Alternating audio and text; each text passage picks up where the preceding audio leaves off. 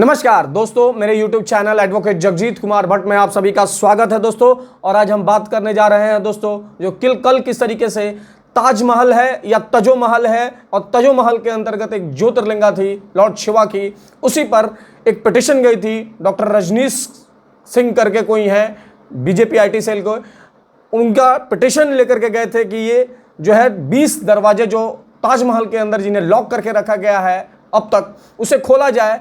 उसी पर डिसमिस करते हुए ऑनरेबल इलाहाबाद हाई कोर्ट की जो बेंच थी, उन्होंने कहा कि कल आप कह रहे हैं कि आज आप कह रहे हैं कि 20 दरवाजे खोल दीजिए, कल आप कहेंगे कि हम अपना कोर्ट रूम दिखा दीजिए। इसी बात को कहते हुए बहुत सारी बातों कही दोस्तों। उसी पे आज हम जानेंगे कि किस तरीके से उस खारिज कर दी गई उस पिटिशंस को। सबसे पहले दोस्तों, ताजमहल है या तजो महल है, एक वर्डिक्ट आया ऑनरेबल इलाहाबाद हाई कोर्ट की तरफ से, जिसको खारिज कर दिया है ऑनरेबल इलाहाबाद हाई कोर्ट ने। कोर्ट ने बढ़िया से पिटिशनर्स की क्लास ली है और क्लास लताड़ भी जम कर लगाई है। और क्या लताड़ लगी है हम उस पर देखेंगे और विचार करेंगे और सारी बातों को रखेंगे, और आप सभी का राय भी जानेंगे कि क्या 20 दरवाजों को खोल देना चाहिए जो बंद करके ताजमहल के अंदर रखा गया है। तो सबसे पहले दोस्तों, जो डॉक्टर रजनीश सिंह हैं, इन्होंने एक पिटिशन लेकर गए थे। इस केस का नाम है दोस्तों doctor Rajnish Singh versus union of India, PIL number 236/2022। इस केस को लेकर आए थे रजनीश सिंह, जो बीजेपी IT सेल के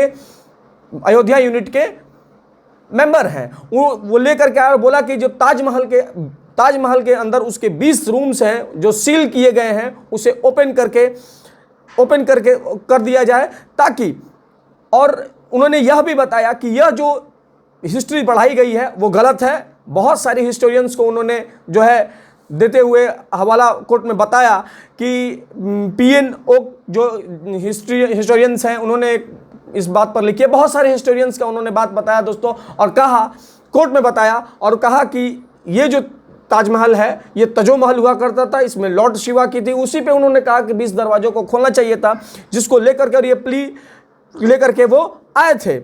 एक बात सही है दोस्तों कि आप 20 दरवाजों को खोलें, जैसा मुझे लगता है दोस्तों कि, और आपको भी लगता है कि इन 20 दरवाजों को खोलना चाहिए और पता करना चाहिए कि सत्य क्या है दोस्तों, कि सत्य क्या है, और दूध का दूध पानी का पानी सब कुछ हो जाएगा दोस्तों 20 दरवाजों में। ऐसा ये मानना है कि मूर्ति जो हिंदू देवी देवताओं की मूर्ति रखी गई है उसमें, उसको लेकर के ही ये पिटिशन लेकर के आए थे। जो उन्होंने कहा था कि ये जो प्ली लेकर के आए थे एडवोकेट विक्रम राठौर सिंह, रुद्र सिंह थे, वो इनकी पिटिशन को लेकर के ऑनरेबल इलाहाबाद हाई कोर्ट के पास गए थे। जो उन्होंने कहा था कि plea for fact finding committee बनाए टू स्टडी, जो स्टडी की जाए इस हिस्ट्री की, कि क्या ये ताजमहल है या तजो महल है, क्या ये जो है ज्योतिर्लिंगा यहाँ पे लॉर्ड शिवा की ज्योतिर्लिंगा थी या नहीं थी।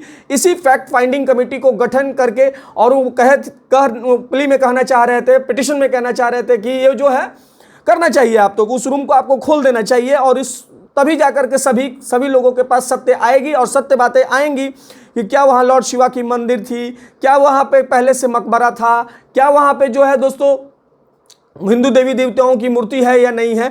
इन्हीं सारी बातों को लेकर के वो पिटिशन दायर की थी, जिस पिटिशन को ऑनरेबल इलाहाबाद हाई कोर्ट की जो बेंच थी, 2 जजेस बेंच थी, उन्होंने हम बेंच पे भी बात करेंगे कौन सी बेंच थी। एक तरीके से ये मान लिया जाए दोस्तों कि हिस्टोरिकल फ्रॉड है, क्योंकि अगर आप किसी 20 दरवाजों को नहीं खोलते हैं तो कहीं ना कहीं कुछ ना कुछ तो बातें होंगी जो सत्य से लोगों को रोका जा रहा है। पहली चीज दोस्तों, इतिहास में कोई जिक्र नहीं है इसका, उन्होंने बताया ऐसा। और और सबसे बड़ी बात दोस्तों कि किसी भी मकबरे को बनाने में 20 से 22 साल नहीं लग सकते हैं। यही का नाम था पिटिशनर जो डॉक्टर रजनीश सिंह थे उनका, कि किसी भी मकबरे को बनाने में 20-22 साल नहीं लग सकते हैं, उसे खुलवा दिया जाए ताकि दूध का दूध पानी का पानी हो जाए। तो ऑनरेबल इलाहाबाद हाई कोर्ट की जो बेंच बैठी थी, जो जस्टिस DK उपाध्याय और जस्टिस सुभाष विद्यार्थी की, उन्होंने बड़ा क्लास लगाया, और बहुत ही एकदम मतलब आप समझिए दोस्तों कि मैं बताऊंगा आपको कि मैं आपको दिखाऊंगा भी जजमेंट में कि किस तरीके से उन्होंने क्लास लेते हुए बहुत बढ़िया से क्लास लगा दी। अब सबसे बड़ी बात दोस्तों, उन्होंने फ्रीडम ऑफ इंफॉर्मेशन की बात की गई थी, उस पिटिशन में जो बात की गई थी उसके एवज में जब कोर्ट ने अपना रिस्पांस देना शुरू किया दोस्तों, तो क्या दिया उन्होंने क्या बोला, कोर्ट ने क्या कहा उन चारों। सबसे पहले तो याचिका को खारिज कर दिया गया। उन्होंने कहा कि हम फैक्ट फाइंडिंग कमेटी नहीं बनाने जा रहे हैं आपके इस पिटिशन से। उन्होंने कहा कि व्हाट इज द बेसिस कि हम फैक्ट फाइंडिंग कमेटी बना दें, आप क्या चाहते हैं हमसे, वो हम नहीं कर देंगे। उन्होंने कहा कि पिटिशनर ने कहा था कि एएसआई को डायरेक्शन ऐसा दीजिए ताकि वो जो है इसके 22 कमरे को खोले और दूध का दूध पानी का पानी हो जाए। तो और अच्छा एक चीज और भी जाने दोस्तों कि एएसआई जो है ताजमहल, चूंकि आप जानते होंगे 7 वंडर्स ऑफ द वर्ल्ड में आता है, जिसे पिछले साल जो है 22 करोड़ रुपया के आसपास जो है इससे एएसआई ने कमाया था और 13 करोड़ रुपए उसके प्रिजर्वेशन में खर्च हुआ था। तो इससे यूपी गवर्नमेंट बहुत पैसा कमाती है दोस्तों, बहुत पैसा कमाती है। तो उसी को लेकर के इन्होंने कहा कि आप ताजमहल के कमरे को दिखाना है तो आप वही जो मैंने आपको बताई थी। अब दोस्तों मैं आपको दिखाने जा रहा हूं जजमेंट में जो उन्होंने बातें कही। जैसा कि दोस्तों आप देख रहे होंगे इस मेरे लैपटॉप के स्क्रीन पे, कोर्ट ने क्या कहा। कोर्ट ने कहा कि tomorrow you will come and ask us to go to the chambers of the honorable judges of this court, the bench question। आप देखिए दोस्तों इसमें कोर्ट ने कहा कि आज जो है आप ताजमहल के कमरे को देखना चाहते हैं, कल जो आप कहेंगे कि हमारे कोर्ट रूम को देखना चाहते हैं, तो ये कतई सही नहीं है।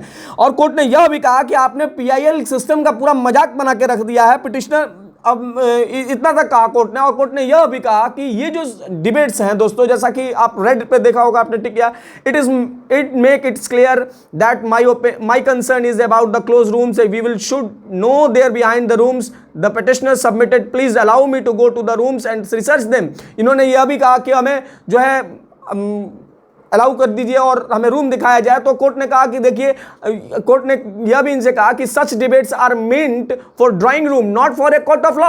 आप ये सब डिबेट जो है न्यूज चैनल पर करें, अपने ड्राइंग रूम में बैठ करके करें, ये यहाँ पे कोर्ट रूम में अलाउ नहीं कर सकते हैं हम। आप कुछ भी लेकर हमारे पास नहीं आ सकते हैं। और आपका जुरिस्डिक्शन क्या है, अब बहुत सारा बात जो है दोस्तों कोर्ट ने इनको फटकार लगाते हुए कहा। और फटकार लगाते वक्त दोस्तों कोर्ट ने इनको शायद बहुत सारा फटकार लगाया। इसमें यह भी इनको कहा कि he is a right to know the closed rooms and freedom to get information being violated। इन्होंने कहा कि हम जो है डिबेट, जैसा कि मैंने कहा कि दोस्तों के पिटिशनर ने कहा कि throughout the citizen of India country right to know की इन्होंने बात की। तो राइट टू नो जो आरटीआई में इन्होंने कहा कि हमने आरटीआई भी फाइल किया, लेकिन मुझे वहां से बता दिया गया कि जो आरटीआई में आप फाइल किए हुए हैं ये सिक्योरिटी कंसर्न के द्वारा बंद कर दी गई है।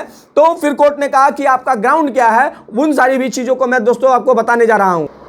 दोस्तों जब उन्होंने पिटिशनर्स ने बात की अपने राइट टू इंफॉर्मेशन की, कि हमने कई मरतबा राइट टू इंफॉर्मेशन में पूछा लेकिन वहां मुझे जवाब नहीं दिया गया, और बार बार यह कह दिया गया कि सिक्योरिटी रीजन से हमने, जो उत्तर प्रदेश सरकार ने है उन्होंने कह दिया कि हम सिक्योरिटी रीजन से जो है दरवाजा बंद किए हुए हैं। तब उन्होंने कहा कि आप बताइए कि आपका जुरिस्डिक्शन क्या है, कि क्यों हम आपको एंटरटेन करें। और पहली बात उन्होंने कोर्ट ने बड़ा फटकार लगाते हुए कि पहली बात क्या आपका जुरिस्डिक्शन क्या है, और राइट टू इंफॉर्मेशन एक्ट की आप बात करते हैं, ये जो मामला है वो तो आरटीआई में एडमिट करता ही नहीं है, is not admit to RTI act. तो आप ये बात कैसे पूछ सकते हैं हमसे, और आप होते कौन है। ये मामला जो है ऑलरेडी इलाहाबाद और already Agra court, district court में ये मामला चल रहा है, तो आप कैसे यहाँ पे आ गए और हम आपको क्यों सुन ले। कोर्ट ने लंबी फटकार लगाते हुए दोस्तों उनसे कहा, उन्होंने आरटीआई की बात की। उन्होंने कहा कि आरटीआई जो है वो एक full freedom of right to information is a fundamental right. तो इलाहाबाद हाई कोर्ट ने कहा कि इट्स ओके, बट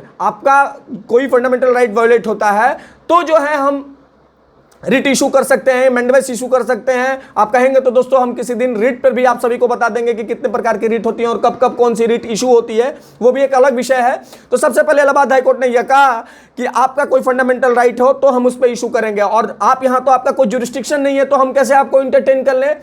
कोर्ट ने कहा कि हम लोग इस तरह के पिटीशन को एंटरटेन नहीं कर सकते हैं और इस तरह के पिटीशंस को आप लेकर हमारे पास मत आओ। और कोर्ट ने सबसे बड़ी बात दोस्तों इनको कहा, कहते हुए इनको कहा कि आप पहले जाओ पढ़ो और पहले आप एमए करो, पीएचडी करो, और तब आपको कोई रोकेगा, तब आप हमारे पास आना। ऐसे मुंह उठा करके आप मत आइए। हम यहाँ पे जनता की सेवा के लिए बैठे हुए हैं, जनता के प्रॉब्लम्स को दूर करने के लिए बैठे हैं, इस तरह के मामले को सुनने के लिए नहीं बैठे हैं जहां आपका जुरिस्डिक्शन नहीं है।